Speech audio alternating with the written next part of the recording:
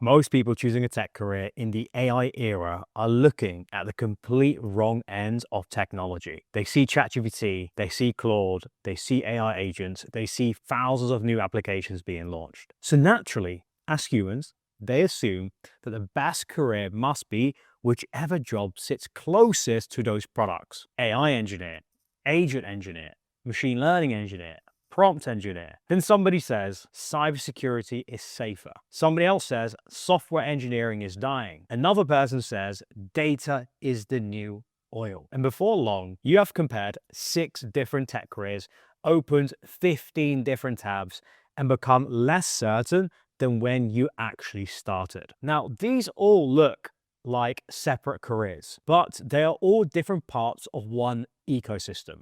All right. Maybe you already work in IT and you know your environment has stopped stretching you. Or maybe you have watched the videos, you've opened the accounts, you've earned the certifications, and you still do not trust the direction that you're going on. So for years, that can feel harmless. Then a pay freeze happens, a restructuring, maybe a child comes on the way, right? And you keep delaying that into a decision that you can no longer keep delaying. You don't need another job list, right? You need to understand how these jobs actually connect. So we'll walk down this diagram and ask one question. If this layer disappeared tomorrow, what above it would stop working? Then we'll ask how far down an ordinary engineer can go while still learning and operating the work through software and a laptop, i.e. being basically remote. Now, once those two answers meet, the strongest career foundation for the AI era becomes much easier to see. Hi, I'm Suleiman. I spent more than 11 years working across software engineering, architecture, DevOps, infrastructure, and AI consulting.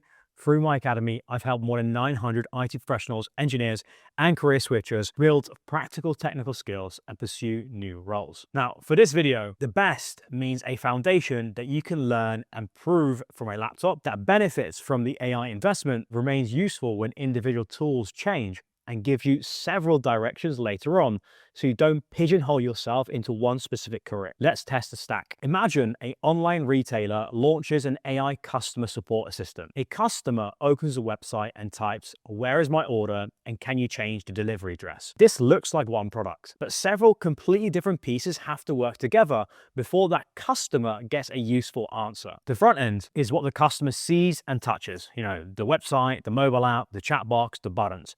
It collects the request and shows the results, but it does not know where the order actually is or whether the address can change. That work happens behind the screen, which is the backend. The backend checks who the customer is, looks up the order, applies the company rules, talks to the delivery company, and updates the actual data. This is where the business process actually lives, or the business logic, depending on how you want to name it, right? Now, before changing an address, the company must authenticate the customer, limit access to the correct order, check whether it has shipped, and record any change, and handle any failure safely. Now, AI does not remove those requirements. Layer 3 is where we can add an AI agent. An agent is software, fundamentally, right? That takes a goal, calls a model, uses approved tools, checks the results, and then can repeat those steps. An agent normally sits inside or beside the backend. Now, I've pulled it out of it so you can kind of see all the different parts, but before it runs, the backend authenticates the customer and limits the request to authorized data. The agent can interpret the request, retrieve the approved order, check its status, call a fixed policy service, and after that, any required confirmation or human approval is actually invoked by the Courier API. Now, not every application needs an AI agent. That's where we can have a fixed workflow, which can be safer and also a lot simpler. The model will interpret the request and then propose some sort of language or next action. The surrounding application checks whether that action is valid and authorized.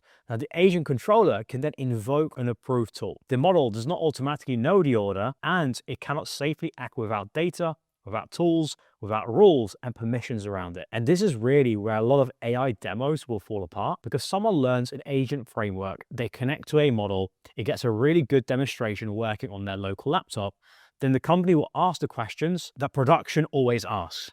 Who is the customer? Which data can they access? What happens when a courier fails? How much does every request cost the business? Now, this is really why you can build an impressive agent over the weekend and still not be ready to get into a production role, right? Because employers need evidence that you understand everything underneath it. So most companies do not train a frontier model from scratch, right? They rent access through an API or a managed service. The providers can change, but the surrounding application still needs data. It needs networking, it needs permissions, it needs security, it needs monitoring, it needs operations, it needs compute. So whether the customer manages it or the provider does, the model service itself also runs on infrastructure somewhere. Now, every server bar above needs somewhere to run and a safe way to connect, right?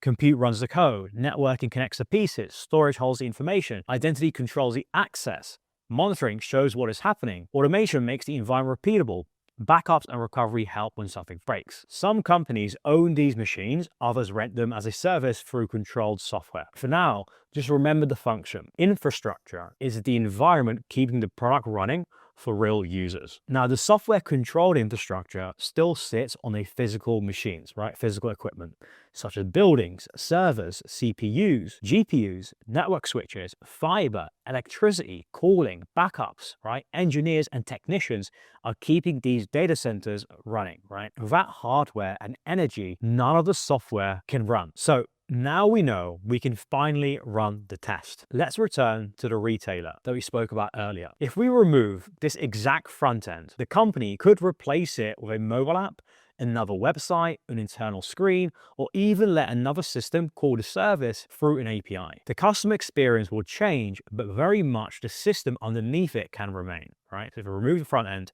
the back end's still there. If we remove the agent, the company might temporarily use a fixed workflow or send the harder request to an actual person. The AI experience becomes less capable, but the order system still exists. So if we replace the model, the migration may be a little bit difficult. The answers will behave differently. The prompts and the tests also will need to change. But companies can and do use way more than one model provider. The identity, the order data, the network monitoring, and much of the surrounding application will still be very much the same. So we can remove all of these, the front end, the agent, the model, the application very much still be able to behave because we can swap things out. Now, if we remove the infrastructure, no compute means the code has nowhere to run. No network means that the pieces cannot connect to each other, so there's no communication. No storage means the application has no durable information. No identity controls means that the demo will technically run, but no serious company will let customers use it. And no monitoring means that the team may not even know the product is broken until the customers tell them. So with the infrastructure layer, every layer really matters. Removing a working backend also breaks the product, but a deeper layer support more things than just above them. One interface, service, one experience, right? The infrastructure below it can support many applications. It can support many agents, many models, many databases, and business systems. The lower layers do not make the upper layers unimportant, but it makes the upper layers very dependent on the lower layers. At this infrastructure layer, many products reuse the same production fundamentals. Models, applications, and providers will change, but networking, identity, security, storage, automation, monitoring, and reliability will stay there and will keep returning. But there's obviously going to be obvious objection here. Physical data centers are even deeper. If the chips or electricity disappear, everything stops. So why do we not tell someone to become a semiconductor engineer or an electrician or a data center technician? Because we need the second part of the test, which is how deeply can the person watching this video realistically enter and operate this role or this career through software by being remote, right? Physical infrastructure is very valuable, but a lot of it requires specialist hardware or electrical knowledge, a lot of capital, working near a facility, or physically handling the equipment. And yes, there is people deliberately pursuing chip design or kernel engineering or database engine development, which can work at other deeper layers through a computer. But for most IT professionals and career switchers, the deepest, broadly accessible production layer that they can practice for a laptop is the programmable infrastructure used by real businesses. Most companies access that layer through cloud platforms. Cloud platforms turn physical capacity into compute network, storage, identity, security controls that an engineer uses through code and APIs. Now, that does not guarantee that this will have a remote job.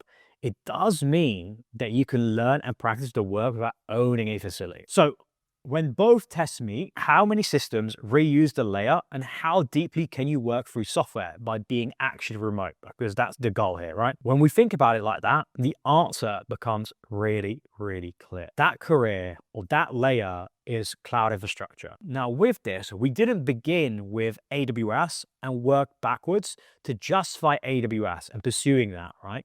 We actually followed the product that we went through down through the technology stack until the same foundations kept appearing. Now, public attention goes to the model, the application, or an agent at the very top, but the investment is pouring through the layers underneath it. The International Energy Agency says data center investment drove 5 large technology companies to more than $400 billion of capital spending in 2025, with further 75% increase projected for 2026. OpenAI Stargate brings together cloud infrastructure, data centers, chips, energy, construction, finance, and operations. And in April 2026, Anthropic said it was committing more than $100 billion over the next 10 years to AWS technologies and securing up to 5 gigawatts of capacity for training and running Claude. Now, Claude is also available through Google Cloud and Microsoft, so this is not an argument that one provider actually owns AI. Infrastructure capacity has become one of the most major areas on which even model companies are competing with. The product is obviously AI. The build out is compute, it is networks, it's storage, it's chips, it's power, cooling, security, and cloud capacity. Now, as AI usage grows, total request volume can also grow. Agentic workflows often add multiple model calls, tool calls, permissions, data movements, and failure points. Larger models generally need more compute and more memory bandwidth. Connecting more company data adds more storage, it adds more governance, it adds more backups and security requirements. This spending doesn't mean that every $1 billion spent creates a matching number of jobs, because these companies will automate heavily, but it clearly shows which part of technology they believe they will need more of. So if you're already working in support operations, then this is really important.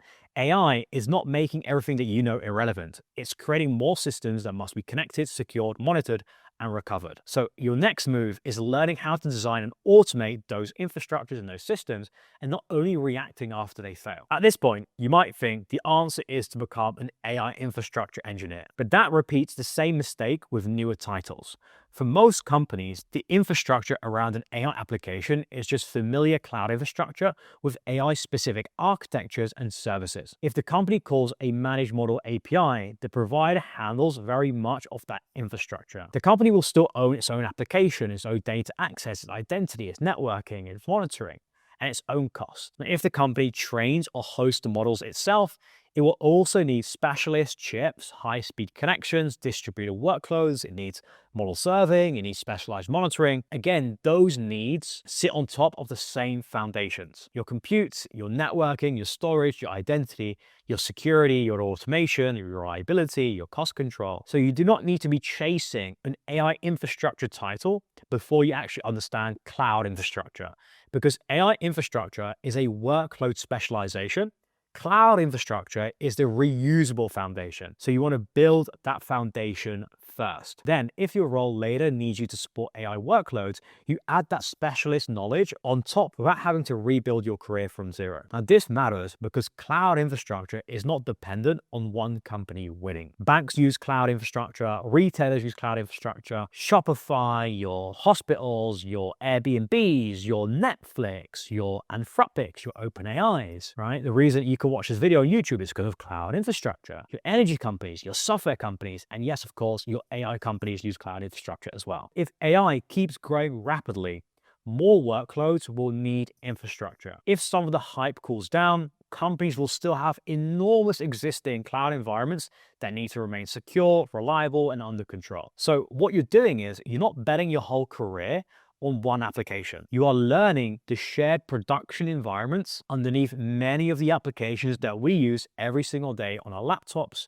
and on our phones. But you're probably asking, won't AI automate cloud engineering too? Yes, it will automate parts of the work, AI can already generate Terraform configurations. It can draft a deployment pipeline, suggest some network configuration. That is obviously useful. I use AI inside of my own companies, but actually generating a configuration file and taking responsibility for a production system are not the same jobs. Imagine the AI generates infrastructure for our retailer. The code works, but one permission is too broad. A customer support process can now read every customer's order instead of only the correct one that it needs to. The syntax is very valid because we can see it, but the business outcome is a security incident. People still have to decide how much access is required, test the change, review what could be affected, monitor the deployment, recover safely, and explain the risk to stakeholders.